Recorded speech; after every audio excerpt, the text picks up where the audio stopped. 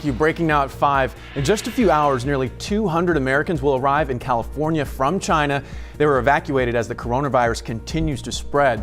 Our Michelle Choi is tracking the flight. She's live at the Bush Airport, which is just one of 18 locations where screening for the virus will actually take place. Good morning, Michelle.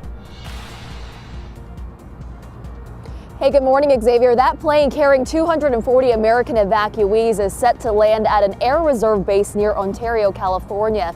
Take a look. After refueling overnight in Alaska, the plane was originally supposed to land at Ontario International Airport, but then was rerouted after taking off from Wuhan, the epicenter of the outbreak. Now, the evacuated passengers are set to be screened by the CDC several times before they are released later today. Now, this comes as travel demands to China drops drastically. Right now, several airlines around the world are suspending flights, including British Airways and several Asian budget carriers.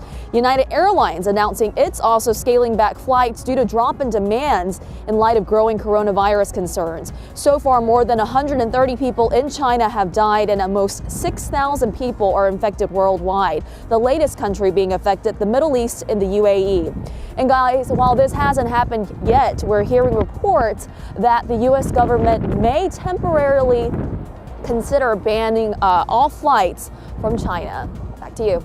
All right, Michelle Choi with the developments from Bush Airport.